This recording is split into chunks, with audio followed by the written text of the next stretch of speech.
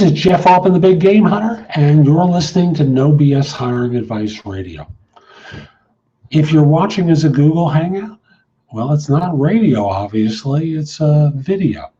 And what I try to do in 15 minutes on Wednesday at midday is spend some time talking with you to try and help you do an even more effective job of hiring, staffing, recruiting, however you want to describe it. Because I believe the process doesn't have to be as hard or difficult or painful. It certainly doesn't have to take as long as it does.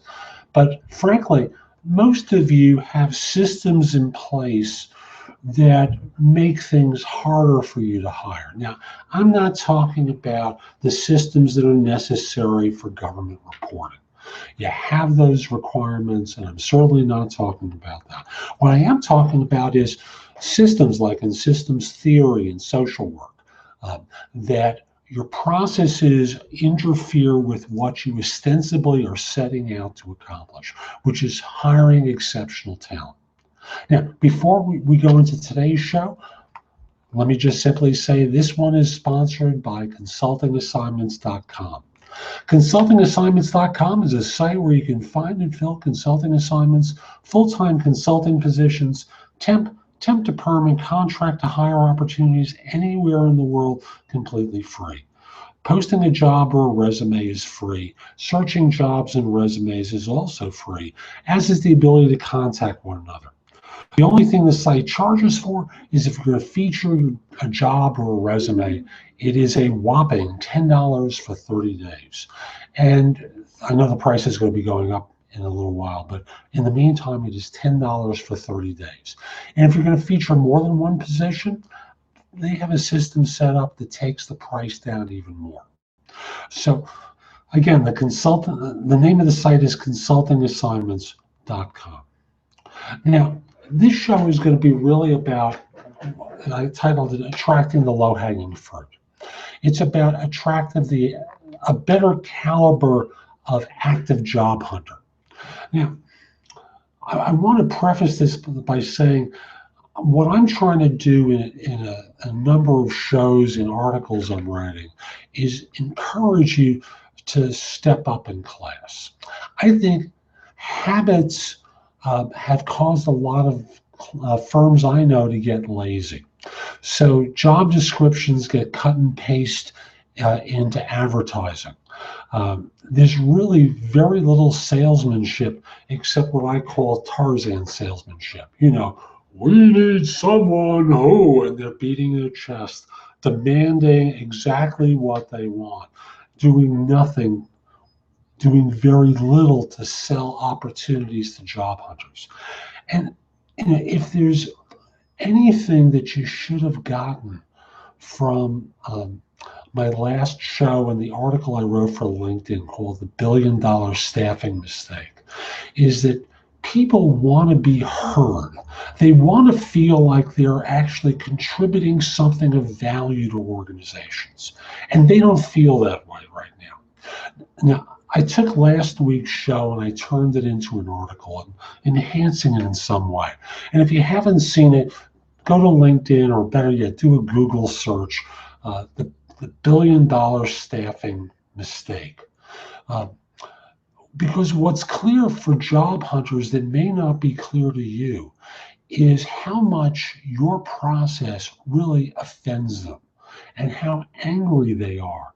And not the hoops you put them through, because you have to evaluate and assess. But once they're on board, that they're treated, frankly, nothing more than robots. It's factory work to them. That's not the language you use, that they use, I should say, but nor is it the language that you use. But they're basically working an assembly line. And they feel like they're on an assembly line, even though they're not using that language. So what you need to do, and this is really the starting place for this article, for this show, is talk with your future employees and create a process in place that really involves them in decisioning. Now, understand, involves them in decisioning should also mean challenge authority.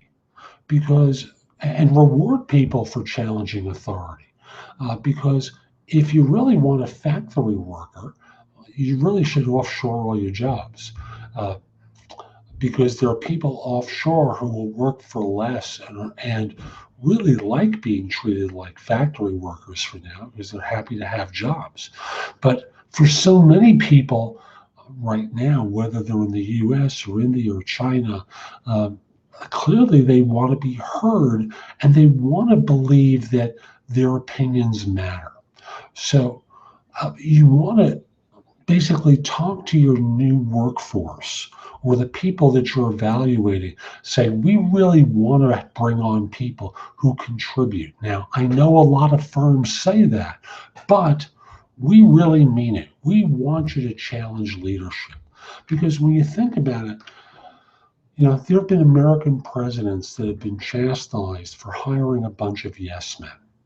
Well, frankly, American business does the same thing. You really don't want people to challenge authority. You want people who are docile and compliant, and then wonder why you get mediocre new hires. So my encouragement is start off by marketing yourself as an organization where you really want to hear from the workforce, even if the idea is not accepted, and that they're not going to be reprimanded for having creative thinking. Now, you can make it clear at the end of the day, someone will have to make a decision and it may not be yours, but you want to milk them for ideas. Now, in your advertising, I want you to not start off by talking about your firm so heavily, because basically it sounds like a Tarzan ad at that point. Hi, we are a great organization. We want you to really work for us because we're wonderful and we're great. We're the lead. Talk about the job applicant and what this position will do for them, what they're going to learn from that experience, how they can grow professionally, how they can really develop and cultivate the skills that they've had previously. Now, don't get me wrong. You want people with certain skills and certain strengths. Like, as someone pointed out to me in my article where I talked about challenging authority, you do want people who are compliant and have a compliance mentality if they're working in a nuclear reactor. Of course you want that. But there are so many jobs where the ideal is someone who's going to question. So you want to be focusing in on them and what their growth is going to be like in order to attract people to you. You also, and again, this may sound goofy, but I find more positions on the web than I do on companies' websites. It's bizarre to me that I'm able to find listings on Simply Hired or Indeed for firms that don't reside on their website. So make sure your company website is up to date. Now, if you're using a tool like PeopleSoft or some of the other HR functions, there's no reason why you don't use the module that posts and removes jobs. So make the point of posting your jobs to your firm's website and that they are optimized for what you're looking for. So also, the auto posting and auto removal is very important for this because you don't want to be getting responses to jobs that don't exist. It turns people off to your firm and then they complain and moan about it, which you don't want to have happening. You want to make sure that your job titles are optimized for the role. So you don't want to be in a situation, I'm going to disregard my phone ringing right now because for some reason it is. And we're going to let that go. So you want to make sure your job description is optimized for the role. So I've seen listings recently for programmer level 5. Who cares? Who cares if this is a level 5 programming position? But if you have a, Java C++ developer, senior Java C++ developer W/ for with whatever the experience is. You're laying out clearly what it is you're looking for, and that's really useful. So optimize the titles for your position descriptions. When you have the URL for the job, some positions or some websites are structured where the URL has a numeric code to it. So for example, I'm just going to pick my own firm, for example. If this were my website, it was the biggamehunter.us /12345 job.htm, for example. Well, that's not really useful. But from your vantage point, if it said Java C++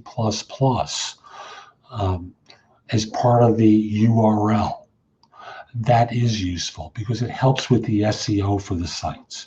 Also, SEO the job. Think of it as being something that's going to be important for Google to find. That they need to locate this in order for your job to be located. Now, sometimes there are generic jobs that you have available all the time. So I'll just use the example of a particular accounting job that is open year-round. For whatever the reason, it's open year-round. Number one is make sure that if I saw this on a client's page. I took a look at this specific job they wanted me to recruit for. And I said, how long has this job been open? I said, well, we look for this person all the time. I said, well, it gives the idea that, because you have a date that the job became available in the listing, that this job has been open for 18 months. Who's going to want to apply for a job that's been open for 18 months? Having explained to me that what they do is, they keep this listing open. Well, as you could tell, it kind of distracts the job hunter if you think the job has been open for a long time. So make sure that the date is not listed, that the position became available. Again, goofy distraction, no need for it. Okay. Now, from there, I just want to cover one more thing with you, and I lost my notes because I was clicking around, so I apologize. Bear with me 1 second. There we are. The last thing I want to bring to your attention is have video on your site.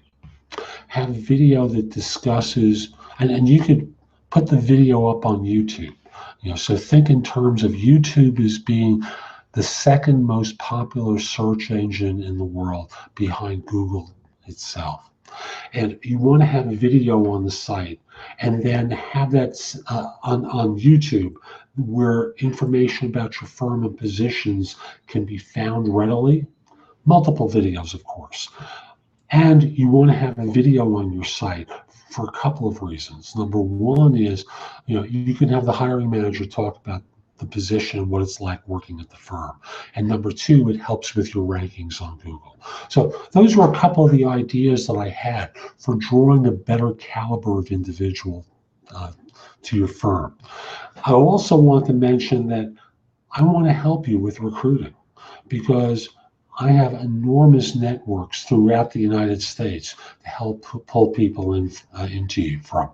So if you're trying to hire, call me. My number is 646-374-8656, or send me an email at jeffaltman@thebiggamehunter.us.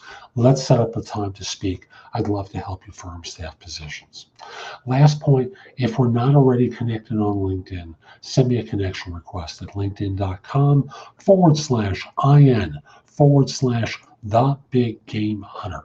I accept connection requests from people worldwide, except if you look like a spammer or scammer, except if you're a third-party recruiter. So I'm Jeff Altman. Hope you enjoyed today's show. I'll be back next week with more for you in the way of no BS hiring advice. Hope you have a great day. Take care.